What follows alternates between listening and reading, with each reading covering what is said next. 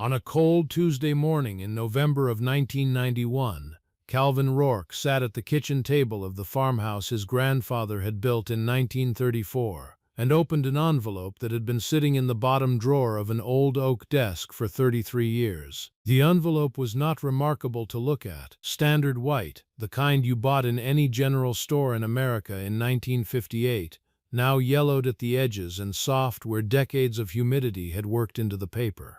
Calvin's name was not written on it. His father's name was not written on it. On the front, in his grandfather Earl Rourke's slow, careful handwriting, were 6 words: "To be opened when it matters." Calvin had found it that morning while cleaning out the desk after his mother had moved to assisted living in Salina. He had set it on the kitchen table at 7 in the morning. He had looked at it while he drank his coffee. He had looked at it while he ate his breakfast. He had looked at it while the November light moved across the floor and the farmhouse settled around him in the way old farmhouses settle when the heat comes on. It was now 11 o'clock. He picked up the envelope and opened it. Inside were 2 things: a letter, 3 pages, written front and back in Earl Rourke's handwriting, and a smaller envelope, sealed, with 4 words on the front in the same hand: "Do not open yet." Calvin read the letter first. "Let me tell you about Earl Rourke, because you cannot understand what was in that envelope without understanding the man who put it there.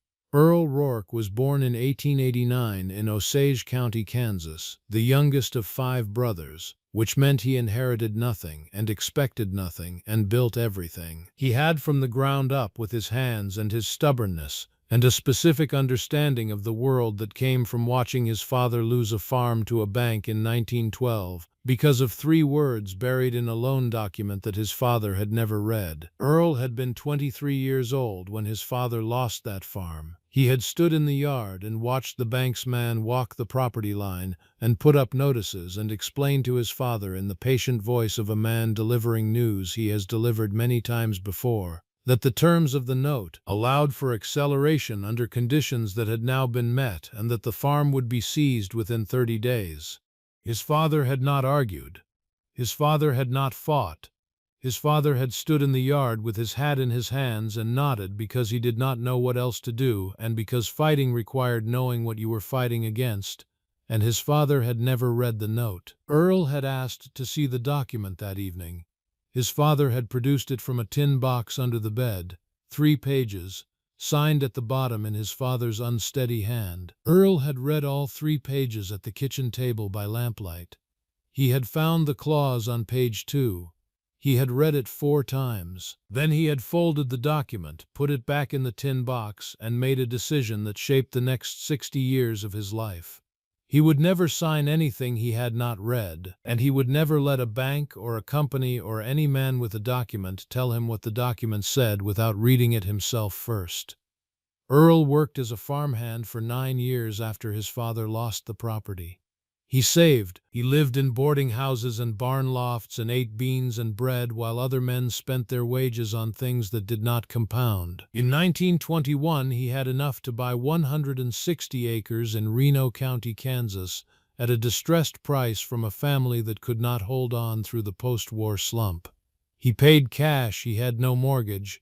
He had no note with clauses on page 2. He built the farmhouse in 1934. He married a woman named Ruth Devers in 1935 and raised 2 sons on that 160 acres, expanding to 280 acres by 1947 when the neighboring parcel came available at an estate sale, and Earl paid cash for that too. Earl's relationship with documents was the relationship of a man who had watched paper destroy his father. He read everything, every contract, every insurance policy, every grain storage agreement, every co-op membership document. He kept a dictionary on the desk for words he did not understand. He kept a notebook where he wrote down clauses that seemed important. His neighbors thought he was slow. His banker thought he was difficult. Earl thought he was the minimum responsible version of a man who had watched his father lose a farm to 3 words on page 2. In 1951, Earl did something that nobody in Reno County had done before and that most of his neighbors thought was excessive. He had the full 360 acres surveyed by a licensed surveyor from Hutchinson named Arthur Dean. Not because there was a dispute, not because anyone had questioned the lines, because Earl had seen two boundary disputes in his 30 years of farming, and both of them had ended badly for the farmer who could not prove where his line was. Arthur Dean spent 3 days on the Rourke property. He set iron pins at every corner. He filed the survey with the county. He gave Earl a copy of the survey map with every pin location marked. Earl put the map in the oak desk. In 1954, a company from Wichita began buying land in the western part of Reno County for a pipeline easement. They sent a representative to every farm in the area with documents that granted them the right to run a pipeline across the corner of each property in exchange for a one-time payment. Most farmers in the county signed without reading. The payment was fair, and the company representative was pleasant, and the documents looked standard. Earl read all 14 pages. On page 9, he found a clause that granted the company not just the right to the pipeline, but to any future infrastructure they deemed necessary along the same corridor in perpetuity, with no additional compensation required. Earl did not sign. The company sent the representative back twice. Earl read the documents both times and found the same clause in different language each time. He declined both times. The third time, the company sent a lawyer from Wichita instead of the representative. The lawyer sat at Earl's kitchen table and explained that the clause was standard language and that every other farmer in the county had signed, and that Earl was creating difficulty for himself by refusing. Earl said, "I will sign a document that grants you the right to one pipeline of the diameter specified on page 1, along the corridor specified on page 3 for a period of 30 years with compensation as specified on page 4. I will not sign a document that grants you the right to anything you deem necessary in perpetuity. If you want to change the language, I will read the new document." The lawyer went back to Wichita. The company revised the document. Earl read the revised version, found it acceptable, and signed. His neighbors who had signed the original document spent the next 20 years watching the company build not just a pipeline, but a pumping station and a maintenance road and a storage facility along the same corridor, all of it covered by the perpetuity clause, none of it compensated. Earl watched this happen from his side of the fence line where no company infrastructure existed and never would. He never mentioned it to his neighbors. That was not his way. Earl Rourke was not a man who said, "I told you so." He was a man who read the document and let the document do the telling. In 1958, Earl was 69 years old, and his heart had been giving him trouble since the previous winter. His doctor in Hutchinson had told him to slow down. Earl had nodded and continued at the same pace because the farm did not slow down, and neither did he. But he had been thinking about something. His older son Thomas was farming alongside him and would inherit the property. Thomas was a good farmer and a good man. Thomas was not, in the specific way that Earl had become, a man who read documents. Thomas trusted people the way Earl's father had trusted people. Thomas signed where he was shown to sign and believed that the men showing him where to sign were not in the business of putting things on page 9 that would cost him something later. Earl had tried to teach Thomas. He had sat with him at the kitchen table and shown him documents and explained clauses. Thomas had listened politely and then gone back to farming the way he had always farmed, which was with his hands and his judgment, and very little attention to what was written down. Earl understood that some lessons cannot be taught, they can only be learned, and the best he could do for Thomas was to prepare the ground for the learning before the crisis arrived. He sat down at the kitchen table one October evening in 1958 and wrote 3 pages. Then he made a list of 6 locations on the farm property and wrote those on a separate index card. Then he sealed the index card in a small envelope and wrote on the front of it, "Do not open yet." He put everything in the larger envelope and wrote on the front, "To be opened when it matters." He put it in the bottom drawer of the oak desk. He told no one. Documents that were announced lost their power. This one needed to be found. Earl Rourke died in February of 1961. Thomas Rourke found the oak desk and put it in the back bedroom and farmed the land for the next 30 years without opening the bottom drawer. Now let me tell you about what Calvin Rourke found in 3 pages of his grandfather's handwriting, because that is what this story is really about. The letter was clear in the way that Earl Rourke's thinking had always been clear. It described the 1951 survey and Arthur Dean and the iron pins and where the survey was filed with the county. It described the pipeline document and page 9 and what the perpetuity clause had cost his neighbors. It described every significant document Earl had ever negotiated or refused and where copies could be found. Then it said something that Calvin read 3 times. It said, "I am writing this because documents do not expire. The clauses I refused to sign in 1954 are still in the documents your neighbors signed. The iron pins Arthur Dean said in 1951 are still in the ground. The things I put in place are still in place. But they only protect you if you know they exist." It said there is a smaller envelope inside this letter. It contains a list of 6 locations on the west fence line and a description of what I buried at each location in the autumn of 1952. Do not open it until you need it. You will know when you need it. And then it said something that Calvin had to sit down and look at the ceiling for a long moment before he could continue reading. It said, "If you are reading this, something has gone wrong with the farm. Not because you failed, because the world looks for soft places to push, and farms are soft places when the man running them does not know what is written down. Whatever has gone wrong, the answer is probably in a document somewhere. Find the document. Read all of it, not the summary, not what someone tells you it says. All of it. Every page. The answer is always on a page nobody expected you to read." Calvin set the letter down. He picked up the small envelope. He looked at the 4 words on the front. "Do not open yet." He understood why his grandfather had written that. Because Calvin was not ready yet. Because opening the small envelope before he understood what he was dealing with would be like loading a gun before he knew what he was aiming at. He needed to know what had gone wrong first.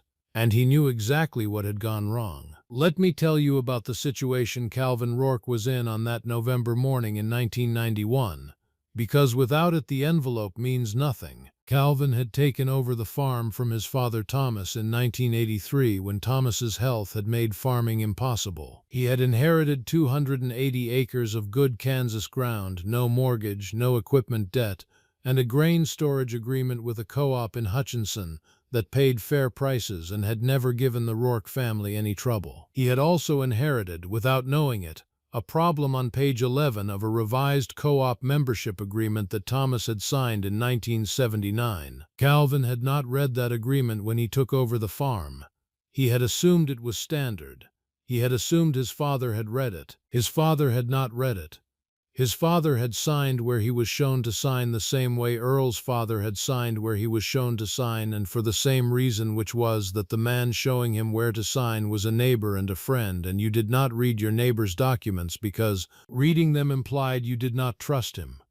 The clause on page 11 of the 1979 agreement said that in the event of a change in farm ownership or management, the co-op retained the right to renegotiate storage rates at market value as of the date of transfer. Calvin had transferred management of the farm in 1983. The co-op had not renegotiated at that time. Calvin had assumed this meant the original rates continued. In September of 1991, the co-op had been acquired by a larger agricultural corporation based in Topeka. The corporation had reviewed all membership agreements in their new portfolio and identified every instance of the transfer clause that had not been exercised. Calvin's agreement was on the list. In October of 1991, he had received a letter informing him that pursuant to the 1979 membership agreement, specifically Section 4, Paragraph 3, the corporation was exercising its right to renegotiate storage rates effective January 1st of the following year. The new rates were 3 times the existing rates. At 3 times the existing rates, Calvin could not profitably farm the 280 acres. His margins were too thin. The math did not work. He had gone to the corporation's regional office in Wichita and sat across a desk from a man named Gerald Foss, who had explained the clause to him in the patient voice of a man who has explained this before and who knows the outcome before the conversation begins. Calvin had come home and sat at the kitchen table and looked at numbers that did not add up no matter how he arranged them. Then his mother had moved to assisted living and he had gone to clean out the oak desk and found the envelope. He picked up the small interior envelope now and opened it. Inside was an index card. On the card in Earl's handwriting were two things: a hand-drawn diagram of the west fence line with 6 points marked, each one labeled with a distance from the corner pin, and beneath the diagram a description of what Earl had buried at each of the 6 points in the autumn of 1952. Cast iron pipe couplings.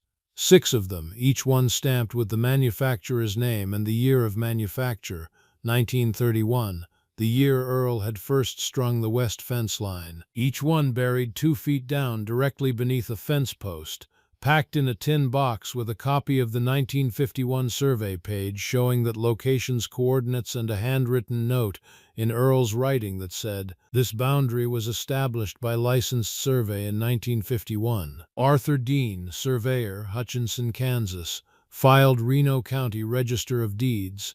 Calvin read the card twice. Then he understood what his grandfather had done. Earl had not buried those couplings to prove a boundary.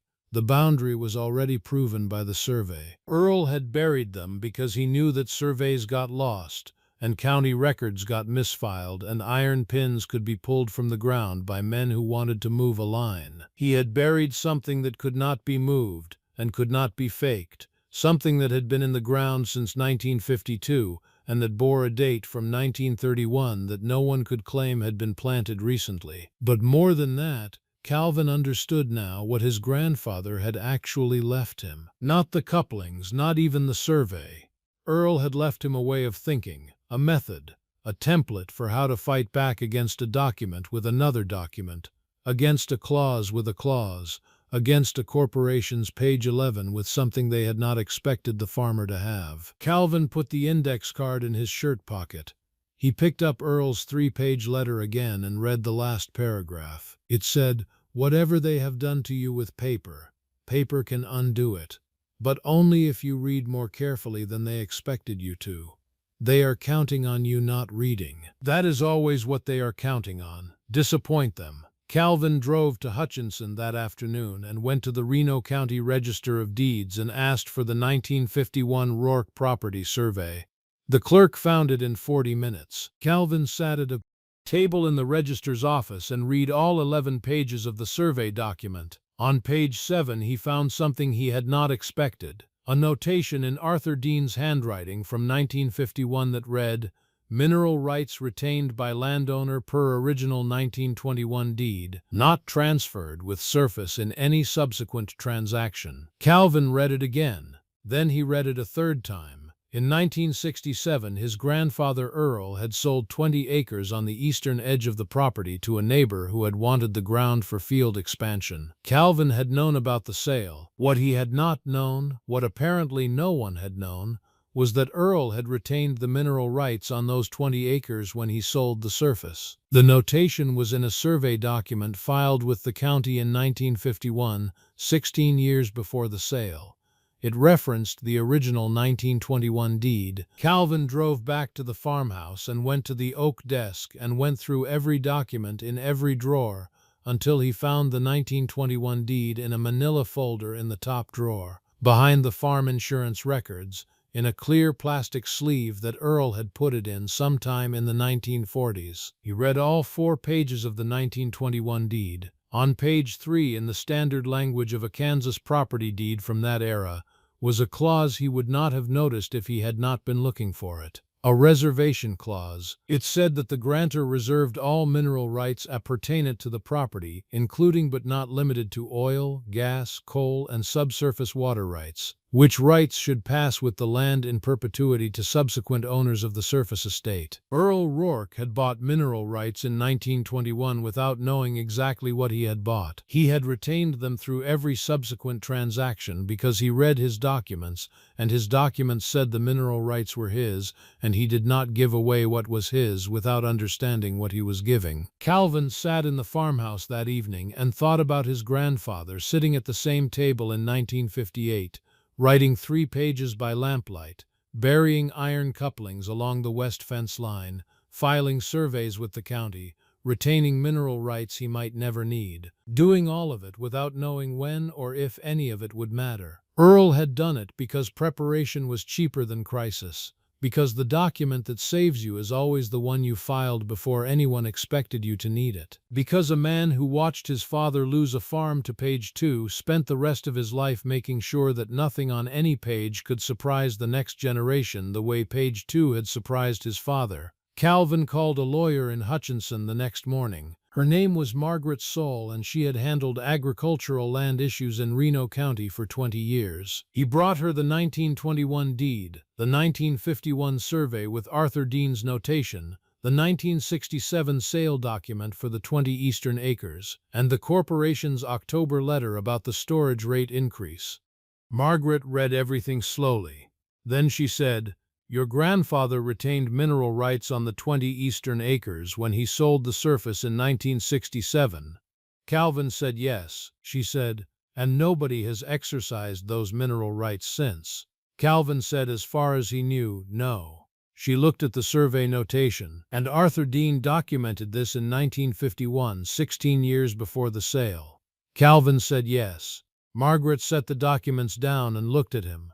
"Mr. Rourke," she said, "there has been significant exploration activity in the eastern part of Reno County in the last 3 years. Gas-bearing formations. 2 of your neighbors have signed leases with an energy company out of Wichita." She paused. "Do you know which 20 acres your grandfather sold in 1967? Calvin knew exactly which 20 acres. The eastern parcel, along the creek. Margaret nodded slowly. "That creek corridor is precisely where the formation has been most active." She made 2 phone calls that afternoon. The first was to the Reno County Register of Deeds to confirm that the mineral rights reservation appeared in the chain of title for the eastern 20 acres. It did. The second was to a mineral rights broker in Wichita named Paul Ashby, who had been handling the energy company inquiries in the county. Paul called back within the hour. He said he had been wondering about the mineral rights on that eastern parcel for 2 years. The formation ran directly beneath it. He had been unable to determine who held the rights because the surface owner did not have them and the chain of title was unclear. Now that the chain of title was clear, he was interested in discussing a lease arrangement. Calvin drove to Wichita the following week and sat across a table from representatives of the energy company with Margaret beside him. He had read everything they put in front of him. Every page.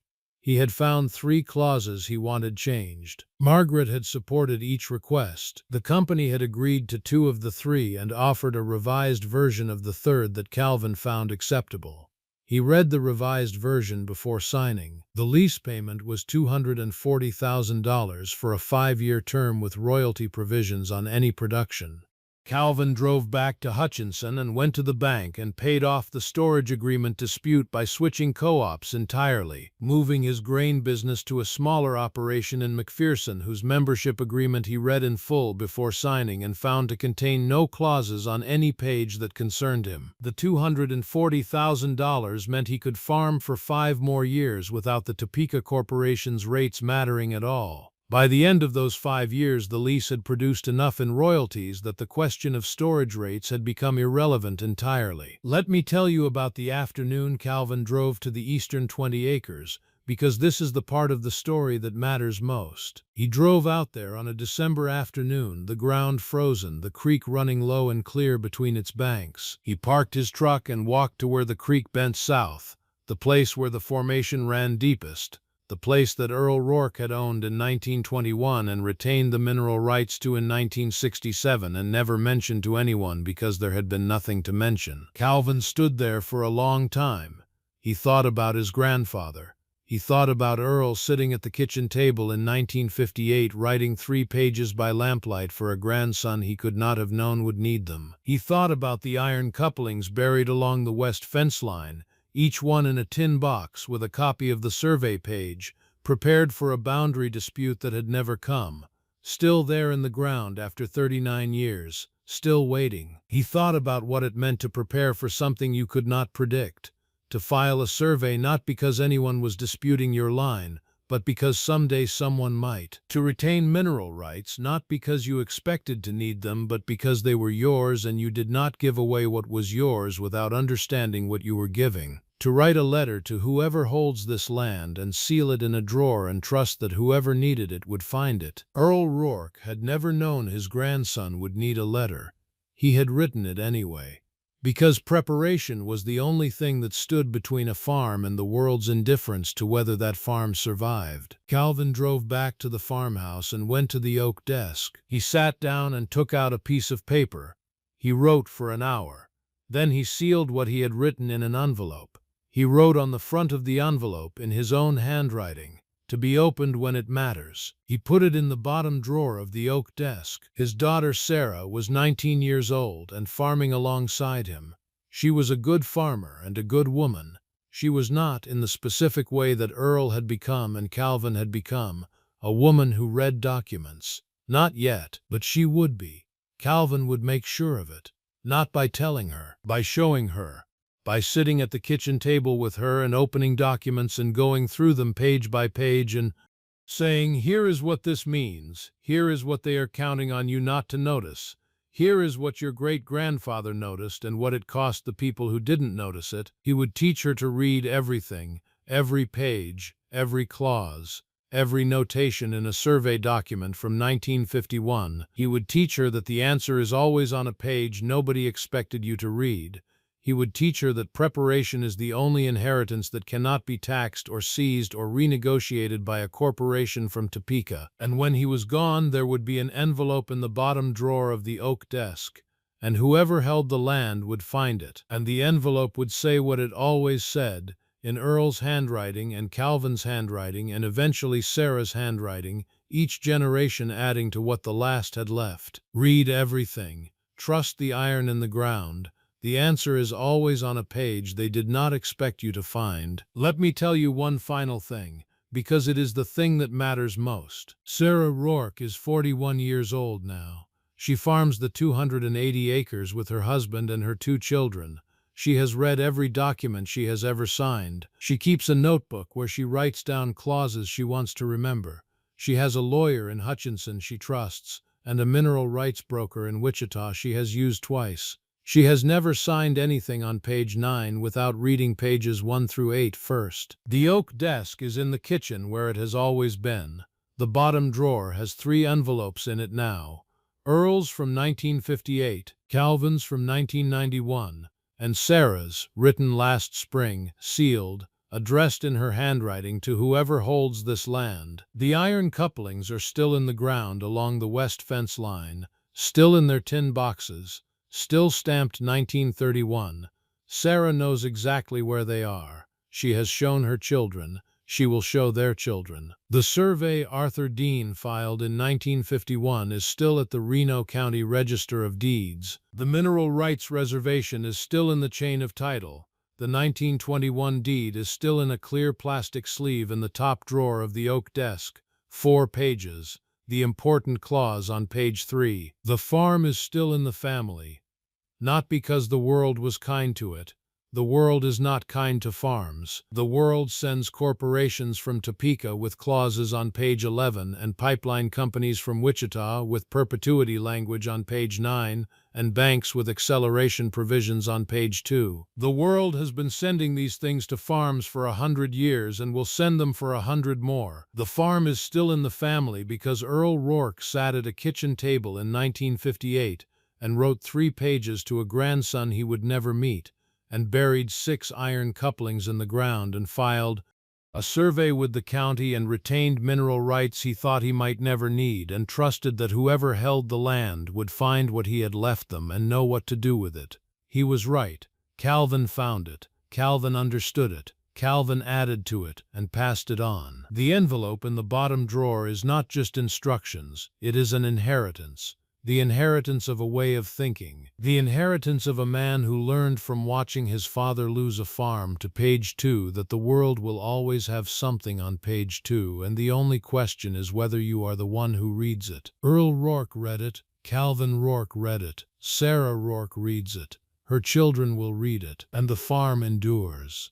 Because some things, if you write them down and seal them in an envelope and put them in the bottom drawer of an oak desk, last longer than the people who wrote them, last longer than the crises that required them, last as long as the iron in the ground, patient and permanent, waiting for the morning when they become the most important thing on the desk. The envelope is in the drawer, the iron is in the ground, the farm is still theirs. A survey with the county and retained mineral rights he thought he might never need, and trusted that whoever held the land would find what he had left them and know what to do with it. He was right. Calvin found it. Calvin understood it. Calvin added to it and passed it on. The envelope in the bottom drawer is not just instructions, it is an inheritance. The inheritance of a way of thinking. The inheritance of a man who learned from watching his father lose a farm to page 2 that the world will always have something on page 2, and the only question is whether you are the one who reads it. Earl Rourke read it.